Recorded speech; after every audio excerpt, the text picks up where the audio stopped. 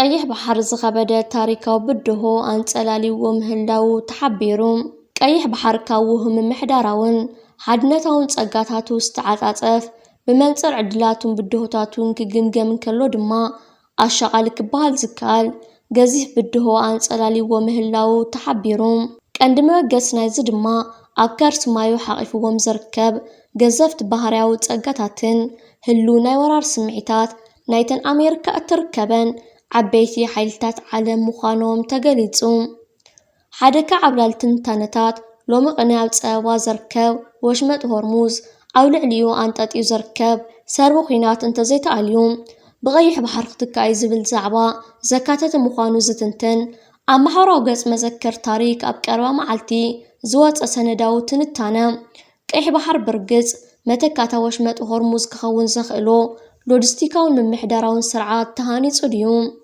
እቲ ሕድሕድ ምምላእን ምትእምማንን መዋስንቲ ሃገራት ቀይሕ ባሕር ኸ ኣብ ከመይ ኩነታት ኣሎ ጸባ ዞባ ቀይሕ ባሕር ኸ ሓሊፉ ማለት ድዩ ኣብ ዝብል ዛዕባታት ኣተኪሩ ኣብ ዘካየዶ ሰፊሕ ጂኦፖለቲካዊ ትንታነ ቀይሕ ባሕር ገና ኣብ ደበና ስጋኣት ምህላው ይምጉት መጻወ ወሽመጥ ሆርሙዝ ኣብ ትሕቲ ስትራቴጂካዊ ጽልዋ ኢራን ዝነብር ቅንጣዊ ኣማራፂ ዘይብሉ ኣገዳሲ ንግዳዊ መስመር ኮይኑ ኣብ ዓለም ካብ ዝሃልኽ ካብ 20 እስካብ 30 ሚእታዊት ኣቑሑ በዚ 65 ኪሎ ሜትር ጎኒ ዘለዎ መጻወ ወሽመጥ ሆርሙዝ ከም ዝመሓላለፍ ይሕበር መዓልታዊ ድማ ክስካብ 20 ሚልዮን በራሚል ነዳዲ ካብን ናብን በዚ መጻወ ከም ዝመሓላለፍ ይንገር ሕጂ ግና እዚ ኣብ ቁጠባ ሃገራት ጋልፍ ወሳኒ ዝኾነ ዘባዊ መስመር ግዳይ ጂኦፖለቲካዊ መቕጻዕቲ ኮይኑ ምዃኑ ኣብ ዝተረጋገጸሉ ብሰንኩ ድማ ሙሉእ ዕዳጋ ዓለም ኣብ ከቢድ ነውፂ ምህላው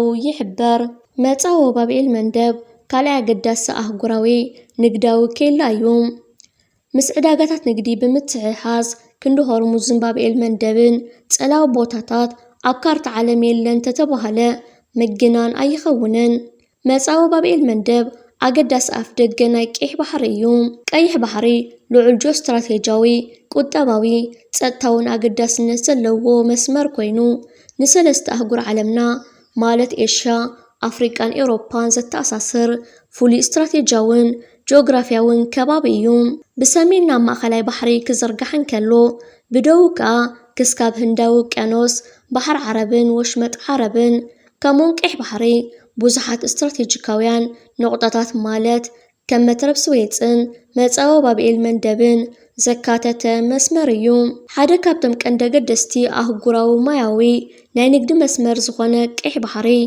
ዓመታዊ 12 ሚእታዊት ካብ ምንቅስቓስ ዓለማዊ ንግዲ 30 ሚእታዊት ካብ ኮንቲነራት ጽዕነት ከምኡ ከዓ 10 ሚእታዊት ካብ ዓለማዊ ንግዲ 8 ሚእታዊት ድማ ካብ ጋዝ ዝመሓላለፈሉ ኣገዳሲ መስመር ምዃኑ ይንገረሉ ሆርሙዝ ዝኸሰረ ንግዳዊ ልውውጥ ዓለምና ንቀይሕ ባሕር ከም መተካእታ ወሲዱ ደቂሱ ክሓድር ዶ ኣብ ዝብል ነጥቢ ሰፊሕ ክትዕ ዘካይዱ ዘለዉ ክኢላታት ስትራቴጂ ዓለምና ግና እቲ መልሲ ብኣንጻሩ ምዃኑ ይማጎቱ ቀንዲ ምኽንያት ናይዚ ኣብ ውሽጡ ሓቒፍዎም ዝርከብ ባህርያዊ ጸጋታት ምዃኖም ዝትንትን ማዕከን ሓበሬታ መዘክር ታሪኽ ናይ ቀይሕ ባሕር ብድሆታቱ እቲ ዝኸበደ ምዃኑ ይእምት ቀይሕ ባሕሪ ኣብ ንቑጽ መሬቱን ማዩን መዓሙቑን ብጸጋታት ምግቢ መዓድን ምንጭታት ኢንዳስትራውን ቱሪዝማውን ጸዓትን ኣዝዩ ሃብታም እዩ ብምዕራብን ምብራቕን ዘራኽብ ፍርያት ነዳድን ንግድን ኣቑሑን ጸዓና መራኸብ ዝመሓላለፋሉ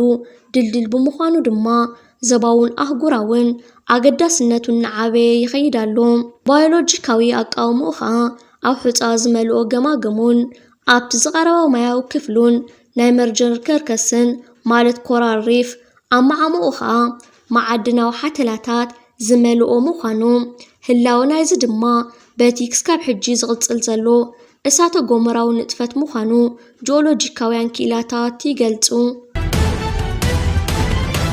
ኣብዚ ዕብዳን ዕቡዳት ንሰማይ ዓሪግሉ ዘሎ እዋናት ነዳዲ ቀንዲ መጣልዒ ወረቐት እዩ እዚ ዕብዳን ቀልጢፉ ደው እንተዘይሉ ምስ ምርግጋጽ ቀጻሊ ጠለብ ነዳዲ ሃገራት ተተሓሒዙ ብዛዕባ መሐለው ተዓቑር ነዳዲ ብዙሕ ክዝረብ እዩ መሐለው ተዓቑር ነዳዲ እንታይ እዩ ሃገራት ንድሕነት ሃገር ንምርግጋጽ ቀጻሊ ቀረብ ነዳዲ ንመጓዓዝያ ኢንዱስትሪ ሕርሻ ጸዓት ወዘተ ንሕማቕ ግዜ ዝኸውን ኣብ ዕዳጋ ዘይውዕል ነዳዲ የቕምጣ እየን።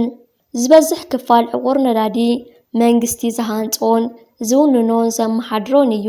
ብተወሳኺ ብሕታዊ ትካላት ነዳዲ ገለ ውስን ነዳዲ ከዓቑራ ብመንግስቲ ይግደዳ እየን። ዕቑር ነዳዲ ብበዝሒ ጥራሕ ዘይኮነስ ብመጠን ሸፈነ መዓልታዊ ተጠቃምነት ይግለጽ። ንኣብነት ኣብ ግዜ ቅልውላው መንግስቲ ንኹሉ ነዳዲ ቆጻጸሮ ብኸመይ ንመን ብኽንደይ ዋጋ ይሽየጥ ከኣ ይውስን። ሃገራት ዘለወን ዕቑር ነዳዲ ዓለም ለኻዊ ውድብ ጸዓት ነፍሲ ወከፍ ሃገር ንቴስዓ መዓልታት ዘድልያ ነዳዲ ክትዓቁር ኣለዋ ይብሉ።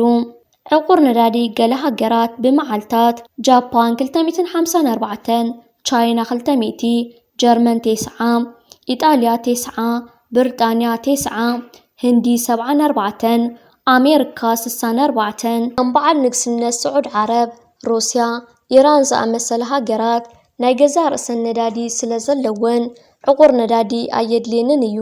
ኣብዚ ክዝንጋዕ ዘይብሉ ኣብ ትሕቲ መሬት ዘሎ ኩሉ ነዳዲ ብሃገራዊ ብመንግስቲ እዩ ዝውነን። ብኣንጻሩ ኣሜሪካ ኣብ ትሕቲ መሬት ዘሎ ነዳዲ ብውልቃዊ ትካላትን ውልቀ ሰባትን እዩ ዝውነን። ኣፍሪቃ ኸ ናይ ሃገራት ኣፍሪቃ ነዳዲ ዘለወን ሃገራት ገዲፍካ ዕቑር ነዳዲ ካብ 15 እስካብ 25 መዓልታት ዝኸውን እዩ። ኣዝዩ ውሕድ እዩ።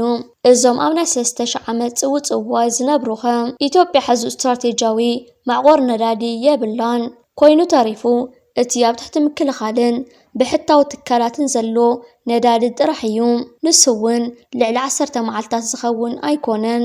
ስለ ዝኾነ እዩ ኸኣ መንግስቲ ኢትዮጵያ ንብሕቲ ዝሽየጥ ነዳዲ ቀልጢፉ ዝንክዮ። ኤርትራ ኸ እንታይ ምበልኩም? ኣብ ኣፍሪቃ ጥራሕ ዘይኮነስ ኣብ ዓለም ብተዛማዲ ትጥቀመሉ ዝዓበየ መኽዘን ዕቑር ነዳዲ ዘለዋ ሃገር ኤርትራ እያ። እዞም ጽቡቕ ኤርትራ ክሰምዑ ዘይደልዩ ደም ብዙሖም ሽኮሮምን ሰማይ ክዓርግ እዩ። ግን ጽቡቕ ድሌት ኣይኮነን ሓቂ እዩ። ከመይ ኢሉ ዝብል ለባም ኣብ ዓሰብ ዘሎ ደፖ ብመንግስቲ ዝውነን ኣብ ባፅዕ ዘሎ ብትካላትን መንግስትን ዝውነን ኣብ ግዜ ገድሊ ሻዕብያ ዝተኸሎ ንኣሽቱ ግን ብዙሕ ደፖታት ኣብ መንገዲ ኣስመራ ባፅዕ ኣብ ትሕቲ ጎቦታት ጣልያን ዝሰርሕዎም ኣዝዩ ዓበይቲ ማዕቆር ነዳዲ ኣሎም። እዚ ደፖታት ድሕሪ ካልኣይ ውግእ ዓለም ተዓፅዩ መእተዊ ዝነበረ ጽርግያ በሪሱ እቲ ሰፈር ብቆጽልን በለስን ተሸፊኑ። ስርዓት ሃፀይ ሃይለ ስላሴ ይኹን ደርጊ ህላውነቱ ዝደፖ ኣይፈልጡን ነይሮም። ህላውነቱ ሽማግለታት ደቂ ተኸባብን ሻዕብያን ጥራሕዮም ዝፈልጡ ነይሮም። ኣብ ጽባሕ ናጽነት ሻዕብያ ኣድላይ መጽናዕቲ ገይሩ ነቲ ከባቢ ኣጽርዩ ጸጊኑ ኣብ ጥቕሚ ከም ዝውዕል ገይርዎም። ናይዚ ደፖ ፍሉይ ኣገዳስነት ኣብ ትሕቲ ጎቦ ምህላው ጥራሕ ኣይኮነን ብዘይ ኤሌክትሪክን ፖምፓኒ ዝሰርሕ መኻይን ብልዕሊ ፊስቶታ ኮይነን የራግፋ ዝወስዳ ኸኣ ትሕቲ ፊስቶ ኮይነን ይመልኣ። ከመይ ነገሩ ግራቪቲ ኣብ ኤርትራና ንዓና ጥራሕ ዘይኮነስ ንጎረባብትና እውን ዝኸውን ማዕቆሪ ኣለና። ክቡር ፕሬዝደንት ኢሳያስ ኣፈወርቂ ልክዕ ከምቲ ዓመታዊ ዝገብሮ ሎሚ ዓመት እውን ናብ ቤተ ክርስቲያን እንዳ ማርያም ብምኻድ ክሳለም ተራእዩ ይርከብ ኣሎ። ካብ ውሽጢ ሃገር ዝተፈላለየ ተንቀሳቓሲ ቪድዮን ደረቕ ስእልታትን ተዘርጊሑ ይርከብ ኣሎ። ብዙሓት መራሕቲ ሃገራት ዓለም ኣብ ሃይማኖቶም ዘለዎም ኣረኣእያ ሓደ ካብቲ ዝሕመይሉ ጉዳይ እዩ። ብወገን ኤርትራን ክቡር ፕሬዝደንት ኢሳያስ ኣፈወርቅን እንተደኣ መፂና ግን ዓመት መፀ ኣብ ከምዚኦም ዓይነት ዓበይቲ ሃይማኖታውያን በዓላት ናብ ቤተ ክርስቲያን እንዳ ማርያም ብምኻድ እዩ ክሳለም ዝርአ። ካብቶም ዝወፁ ስእልታት ድማ ብዙሕ ህዝቢ ንክቡር ፕሬዝደንት ኢሳያስ ኣፈወርቂ ዓጊግዎ ተራእዩ። ኣብ ኤርትራና ዘሎ ሰላምን ፀጥታን ርግኣትን ልዕሊ ዝኾነ ካልእ እዋን ኣተኣማማንን ውሕስን እዩ ዘሎ። ክቡር ፕሬዝደንት ኢሳያስ ኣፈወርቂ ብዘይ ዝኾነ ዓጀብቲ ከምቲ ኣብ ካልኦት ሃገራት ኣፍሪቃ ንሪኦ እዩ ከምዚ ዓይነት መዓልታዊ ንቡር ንጥፈታቱ ዘካይድ። ህዝቢ ኤርትራ ለባም ህዝቢ እዩ። ህዝቢ ኤርትራ ስኒትን ሓድነትን ምክብባርን ሰላምን ኣብ ቅድሚት ስለ ዝሰርዖ ኣብ ኤርትራና ዘለዎ ሰላምን ርግኣትን ኣብ ካልኦት ሃገራት ኣፍሪቃን ዓለምን ዝርከብ ኣይኮነን። ቂመኛ ታሪካዊ ጸላኢ ህዝብን መንግስትን ኤርትራ ዝኾነ ሌተናል ጀነራል ጻድቃን ገብረትንሳኤ ኣብ ሓደ መራኸብ ተረኺቡ ናቲ ትልምን ዕላማን ኢትዮጵያ ባሕርን ኣፍ ደገ ባሕርን ወኒና ክሪኣ ወደብ ዓሰብ ከዓ ናብ ኢትዮጵያ ክምለስ ክሪኦ ብሂወት ከለኹ ሓደ ካብቲ ዝደልዮ ነገር ክብል ክዛረብ ተሰሚዑ ይርከብ ኣሎ። ጻድቃን ገብረትንሳኤ ይትረፈ ኣብዚ ሕጂ እዋን ኢትዮጵያ ባሕርን ኣፍ ደገ ባሕርን ክትረክብ ክሪኣ እታ ዘላ ኢትዮጵያ ተፈራኽሻ ጥራይ እዩ ክሪኣ ዝኽእል። ኢትዮጵያ ይትረፍ ሕጂ ክልተ ብራኻ ተሓምሺሻ እታ ሃገር ሓያልን ድልድልትን ኣብ ዝነበረትሉ እዋን ንኸም በዓል ጻድቃንን ወታደራውን ኣዘዝትን ኣኽቲታ ንወደብ ዓሰብን ኣፍ ደገ ባሕርን ዘካየድዎ ፈተነታት ምስዓር ተራጺሙ እዩ ክምለስ ክኢሉ። ሕጂ ጻድቃን ጥሮታ ዝተመለስኩ ባሕርን ኣፍ ደገ ባሕርን ክመልስ እየ እንተበለና ብዙሕ ዘግርም ኣይኮነን። ናይዞም ከምዚኦም ዝበሉ ሰባት ሕልሞም ሓምሽሽዎ ዝርከብ ዘሎ ጠንካራ መሪሕነት ኤርትራ ኣብዚ ሕጂ እዋን ጉዳይ ዓሰብ ብምስጢር ተወዲኡ ዝርከብ ዘሎ ማለት እውን ኤርትራ ብሰላሕታ ንኢትዮጵያ ስዒራታ ትርከብ።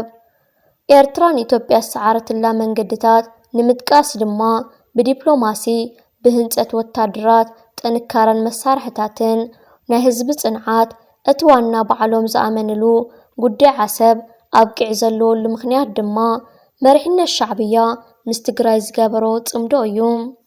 ንሱ ድማ ስልጣነይ ከወርደን ይኽእል እዩ ዝብል ካብ ድሕንነት ኢትዮጵያ ሓበሬታ ሸሊኹ ወፂኡ። ኣብይ ብድፊት ናይ ኢማራትን እስራኤልን ኣብ ኢትዮጵያ ዝርከቡ ከምኒ ጻድቃን ዝበሉ መስራሕትን ድፊትን ኩናት ክኸፍት እንተሓሰበ መሪሕነት ሻዕብያ ጀግናን በሊሕን ክቡር ፕሬዝደንት ኢሳያስ ኣፈወርቂ ነቲ ዓሰብ ዝበሃል ዝነበረ ፈኸራ ካብ ድሕንነት ናይ ኢትዮጵያ ከይቀረየ ጉዳይ ዓሰብ የቕረየና ጉዳይ ዓሰብ እንተጀሚርናዮ ሻዕብያ ካብ ስልጣን ከኣልየና እዩ ክብሉ ተሰሚዖም ኣለዉ። ሻዕብያ ድማ ብዘይ ምዝራብ ብምስጢር ኣብ ተግባር ኣርኢና ይርከብ ኣሎ። ብተወሳኺ እውን ካብ ጉዳይ ባሕርን ኣፍ ደገ ባሕርን ናይ ዘፈርካ ሻገር ከይወፃና መንግስቲ ጅቡቲ ኣብ ክልተ ዓበይቲ ወደባቱ ንስርዓት ብልጽግናን መንግስቲ ኢትዮጵያን ናይ 60 ሚእታዊት ንንግዳዊ ንጥፈታት ዝውዕል ተበጻሕነት ንክህልዎ ዘቕረበሉ ዕድመ ሕጂ እውን መንግስቲ ኢትዮጵያን ዕሸል መራሒ ናይቲ ሃገር ከም ዝነፀጎ መራኸብታት ናይ ምብራቕ ኣፍሪቃ ኣብዚ ዝሓለፈ 2 መዓልታት ዓበይቲ ርእስታት ብምሃብ ዜናን ጸብጻባትን ክሰርሓሉ ተዓዚብና ንርከብ ኣለና። መራኸብታት ናይ ኢትዮጵያ ሰበስልጣን ናይቲ ሃገር ወታደራውያን ኣዘዝቲ ኢትዮጵያ ተዓቢ ስለ ዘላ 130 ሚልዮን በዝሒ ህዝቢ ናይቲ ሃገር ስለ ዝበፅሐ ባሕርን ኣፍ ደገ ባሕርን የድልያ እዩ፣ ብፍላይ ከዓ ንንግዳዊ ንጥፈታት ዝውዕል ወደብ የድልያ እዩ እናበሉ ዓንገረር ክብሉ እዮም ዝስምዑ። ነዚ ብጅቡቲ ቀሪብሎም ዝርከብ ዘሎ ከምዚ ዓይነት ኣዋናዋኒ ዝኾነ ጠለባት ግን ከም ዝነፀግዎ እዩ እዞም ምንጭታት ገሊፆም ዝርከቡ ዘለዉ። ኣቐድመ ኣቢሉ መንግስቲ ጅቡቲ ንወደብ ታጁራ ንኢትዮጵያ 100 ሚእታዊት ክተልምዖ እኳ እንተሃባ እታ ሃገር ነቲ ዝቐረበላ ፃውዒታት ሙሉእ ብሙሉእ እያ ነፂጋቶ። ወደባት ጅቡቲ ኣብዚ ሕጂ እዋን ኣብ ኢድ ግብፅን ስዑድ ዓረብን ወዲቖም እዮም ዝርከቡ ዘለዉ። ሕጂ እውን ብልጽግና ንዝቐረበሉ ዓበይቲ ዕድላት ወደባይ እንደልኒና ብምባል ነፂግዎ ይርከብ ኣሎ።